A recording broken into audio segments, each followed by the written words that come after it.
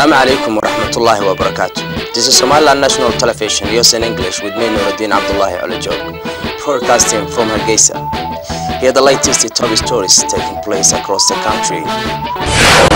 The President of Somaliland unveils newly innovative projects at Igali International Airport.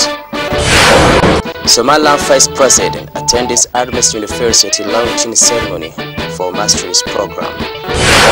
On the other hand, the Vice President of Somaliland attended the 24th anniversary of Gimbot Day of Ethiopia.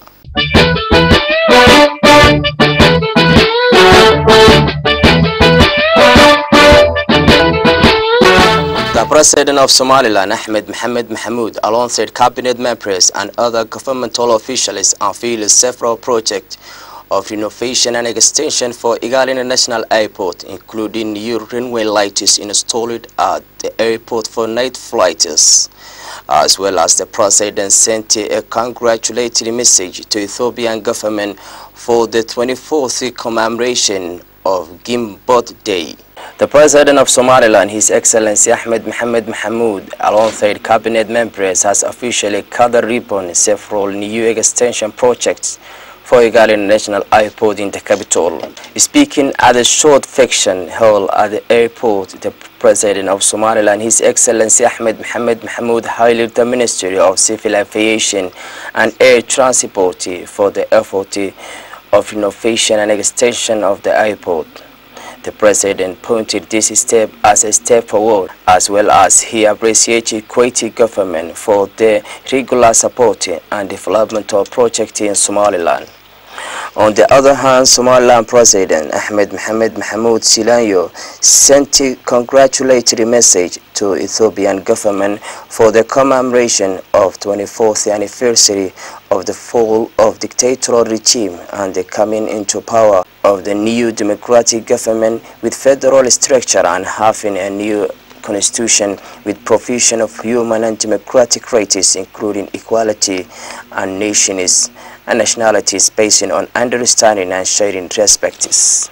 Somaliland Vice President, His Excellency Abdurrahman Abdullahi Sayli'i, joined by members of cabinet and parliamentarians, took part in a launching event for master's program by Adams University in Hargeisa. Somaliland Vice President, His Excellency Abdurrahman Abdullahi Ismail Sayli'i, joined by members of cabinet ministers, parliamentarians, took part in a launching event for master's program by Adams University in the capital. President of Adams University, Ahsan, in a prolonged speech, has discussed extensively about the vision and the historical background of the university. He, on the other hand, stated that the university is committed to building a service program that embodies the historical ideals of outreach and engagement through community access to the university's resources.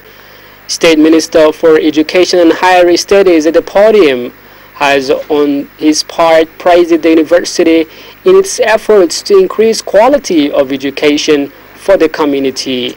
That this is a positive step taken toward development aspects and urged them to continue their efforts to reach further standard.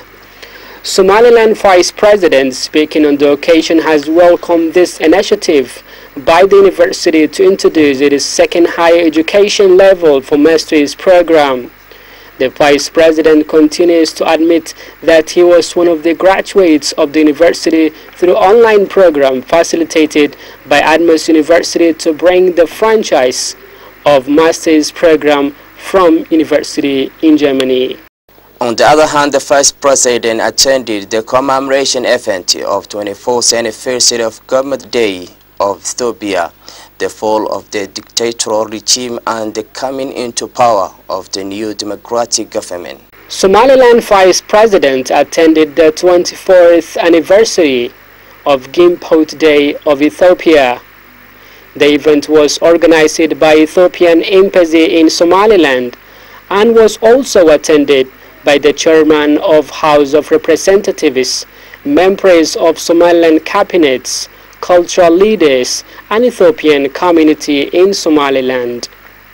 The Ethiopian ambassador to Somaliland, Chene Berhates Fai, elaborated on the importance of Gimpot Day for all Ethiopian citizens, as it marks the day that EPDRF fighters overthrew the former dictator rule in Ethiopia, and praised Somaliland Authority and citizens for celebrating with them.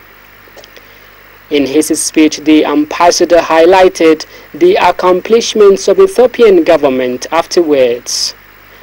The vice president, who at the conclusion gave his speech, congratulated Ethiopians for this great day and wished them for a prosperous future.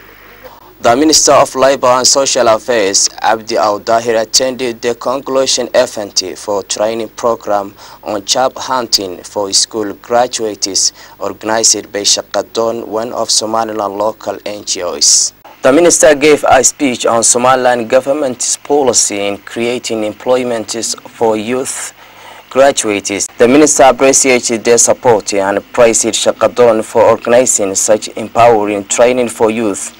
Mr. Mohammed Farah Hirsi, the Director General for the Ministry of Labour, explained the importance of this training and mentioned that some employers didn't even have such opportunity. The Director of Labour of the Ministry of Social Affairs and the Director of Shaqadon Organization collectively highlighted the importance of developing employees' creation guidelines to ensure graduates are employed after their education. Somaliland government and the opposition parties made an agreement on Wednesday night after representatives from both sides met at the country's presidential palace, where they held talks that lasted 4 hours. The government has made an agreement with opposition groups on Wednesday night after representatives from both sides met at the country's presidential palace and held talks that lasted 4 hours. The two sides have hammered an agreement on four key areas and have brought to an end a difference of opinion that arose from the decision reached by the country's upper house of parliament. It's all agreed by concerned opposition groups and government that the presidential and parliamentary elections should take place in the country in December 15, 2016.